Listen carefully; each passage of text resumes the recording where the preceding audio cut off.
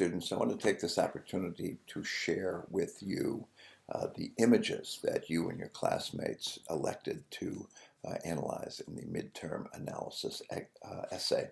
So I'm not surprised that several of you chose to use Paul Martin's 6 Perspectives for a couple of reasons. One, you were just introduced to it right before this assignment, but two, it seems a very useful sort of, it's a full service collection of analytical approaches that makes it very, very user-friendly and allows people to embrace sort of a variety of angles from which they can come at an image. So I'll just go, I have your essays listed here in alphabetical order by your last name. So the first one is Angelina, and she chose this album cover from a 1973 album by Billy Paul, whose name that didn't much resonate with me, but certainly me and Mrs. Jones did. So I'm well aware of that song. And this album art, like much album art, can be, it was intended to be very evocative. And so she's used Lester's 6 Perspectives to analyze that album art. Then the next one, Alexa chose this absolutely heartbreaking image of a Sudanese child who is on the verge of starving to death and is being overseen by a vulture.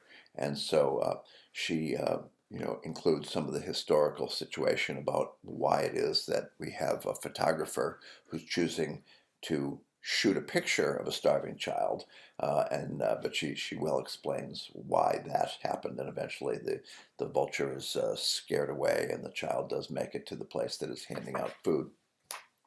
Nick chose one that people in this class have used before, and it is the flag raising at ground zero. And so it's a remarkable picture that sort of evokes a lot of emotion from anybody who was certainly alive during the 9/11 attacks. And even if you weren't, it has become possibly one of the most significant images relating to America and patriotism, probably second only to the flag raising at Iwo Jima, which it sort of evokes.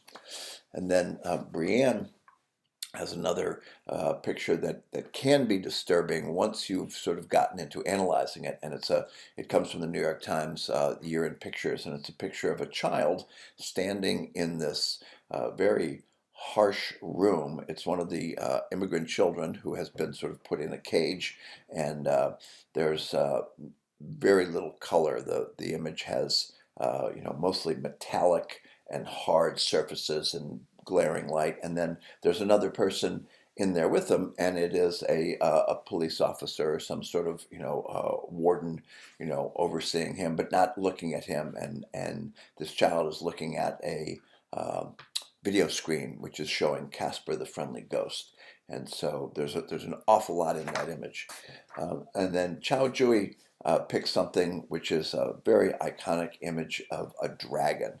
And so within Chinese culture, the dragon has a lot of sort of mythical significance, and he uses Paul Martin's Lester's 6 Perspectives to analyze that. Rosalie picked 6 pictures that all have one or two common themes, and they are all heartbreaking. And her collection includes that same picture of the starving child in starving Sudanese child, but these are pictures of war or famine. And so I put these all, she has them all on one page, and so what I did was a screenshot of that page, and so you can see them. But I recall seeing at least 5 of the 6 when they first appeared in the news and being very moved by them. They're really a heartbreaking collection of images. And then Erica chose to use a company logo, ARI, and for a particular reason, in that she has been working for ARI for the past 10 months. And again, Paul Martin Lester's 6 Perspectives is just as useful upon a corporate logo as it is upon one of these very moving images. And then finally, Julie has chosen 2 murals by Leon Rainbow. And coincidentally, just this evening, I happened to be at this art event in Princeton where one painting by Leon Rainbow was there on display and for sale. And if any of you have spent any time on, I believe it's the third floor of Fine Arts, one of those graffiti or street art murals is by Leon Rainbow. Well, she has chosen two of them, which are in the where are they? They're in the Cure Arena in Trenton. And so she too uses Paul Martin Lester's Six Perspectives. I just realized that I had left Pat's out of the mix. It was not in the, I didn't have them in the proper order. So Pat used a couple of remarkable images that came from W magazine, the director's cut, and they feature the Mexican immigrant Yalitza Aparicio, who recently won an Oscar for her role in the movie Roma.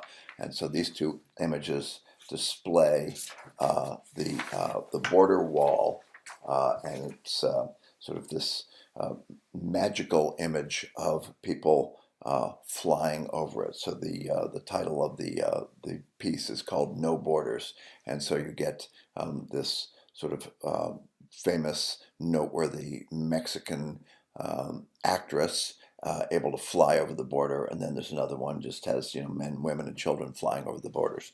So once again, it's another one of these powerful images that evokes an awful lot of feeling, given the recent controversy over the border wall. So it just sort of illustrates the variety of kinds of images that you chose. Several of you chose ones that have pretty powerful socio-political messages, but others chose ones that are sort of, not quite as dramatic. But I think one of the beauties of Lester's Six Perspectives is that you can use it for just about any kind of image. So I look forward to actually getting into your essays. I will respond to them sort of for a variety of criteria. Is your writing clear and concise, and does it seem that you accurately represent what is in the image, and how good a job did you do of getting down and analyzing something that is capable of being seen in the image. And so I will be working on that over this weekend, and hopefully by the time we start the next module on Monday, I will have responses for you on your work. So once again, thank you for submitting these, and I will now share them with you, where you at least get to see what your classmates chose to analyze.